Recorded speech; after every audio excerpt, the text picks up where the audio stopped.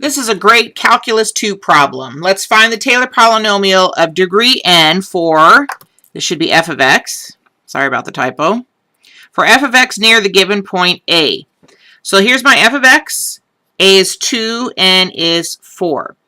Now what I find most with students is that they don't organize their work very well when they find Taylor polynomials. So a rule of thumb is in one column you're going to find all the derivatives, and in another column you're going to find all the functions evaluated at the point around which the Taylor series is being formed. Two columns. They aren't connected to one another at all. This is one column, and then you use this column to find this column. They're not equal. So I'm given f of x equals 1 over 1 plus x. I can write that as 1 plus x to the minus 1. It's going to help with finding the derivative. If I want to plug in f of 2 now, I get 1 over 3. Yeehaw. I don't like doing it that way, though. I like finding all my derivatives, and then I plug in the number.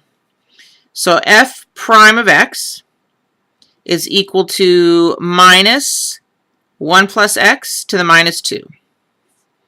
F double prime of x is equal to minus 1 times minus 2, 1 plus x to the minus 3. F triple prime is equal to 2 times negative 3, 1 plus x to the minus 4. And then the fourth derivative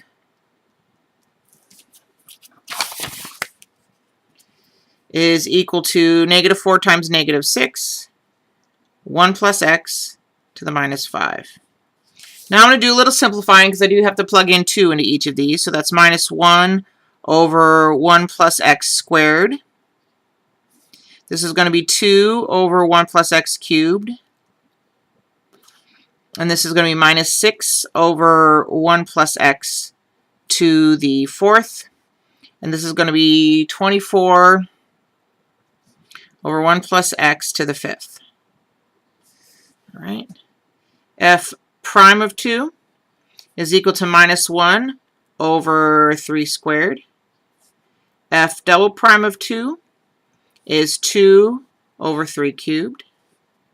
F triple prime of 2 equals minus 6 over 3 to the fourth. And f to the fourth derivative of 2 is equal to 24 over 3 to the fifth. Now, I've often told my class not to multiply out everything because you can see a better pattern. You can see that the numerator goes up in a certain way. It alternates sign. And then the denominator also increases by a power as well.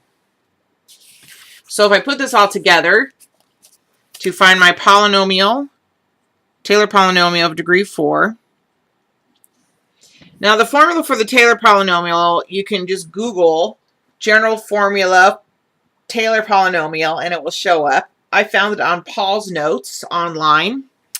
And it says that the first term here is going to be f of 2, so that's 1/3. Then the next term is going to be f prime of 2, which is negative, times x minus a to the first, plus f double prime of 2, x minus 2 to the second, all over 2 factorial, plus, well, negative, I guess, because this is negative 6. 6 over 3 to the fourth, x minus 2 to the next power up, 3 over 3 factorial, and then plus 24 over 3 to the fifth, x minus 2 to the fourth over 4 factorial. And you can see this is the fourth degree Taylor polynomial because the largest power is 4. Now, my class gets this formula for the test. I don't make them memorize it, but take a look at the formula and make sure that I've used it correctly and make sure you understand how I put all of these numbers into the formula. Now, I am going to simplify this a little bit because that's always a smart thing to do.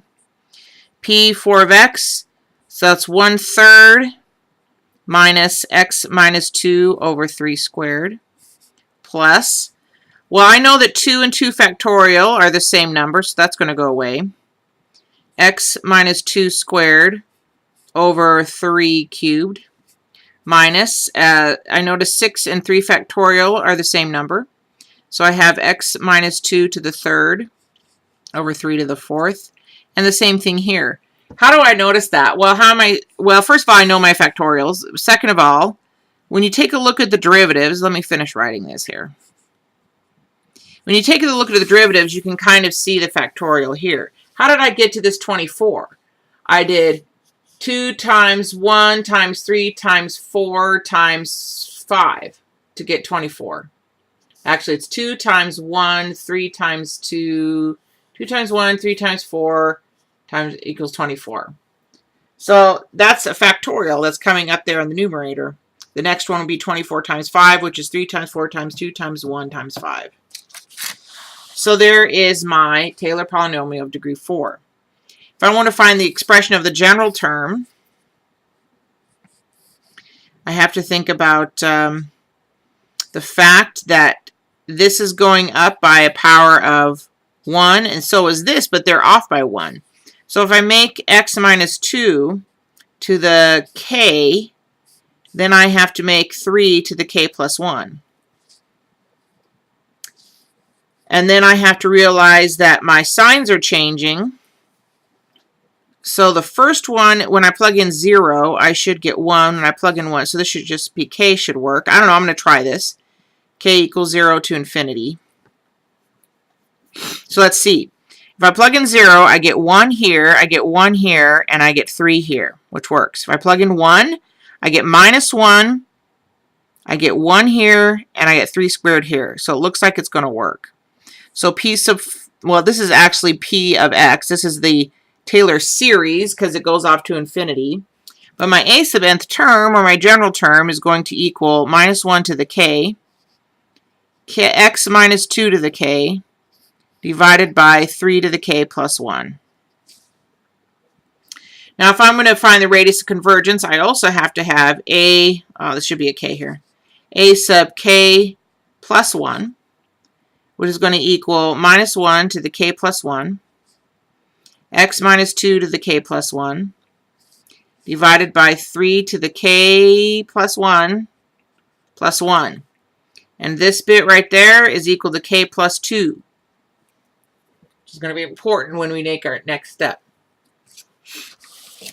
The next step is to find the absolute value of a sub k plus 1 divided by a sub k.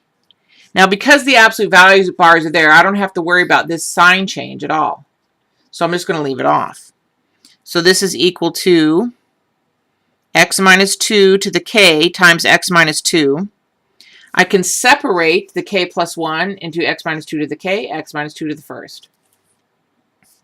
Divided by 3 to the k times 3 squared. Now I'm going to multiply times the reciprocal of this guy, 3 to the k times 3. And again, I don't have to worry about the negative because I am at absolute values. So these two terms cancel, these two terms cancel, and one of those goes away. So I'm left with x minus 2 to the first over 3. To finally finish the radius of convergence, I need to take the limit of this as k goes to infinity. So that's going to be x minus 2, absolute value, the limit as k goes to infinity of 1/3, which is equal to 1/3 x minus 2.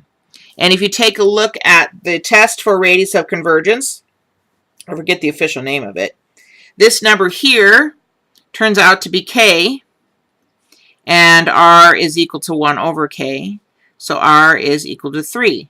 So my radius of convergence is 3. And this should be a capital K. This isn't the counting K.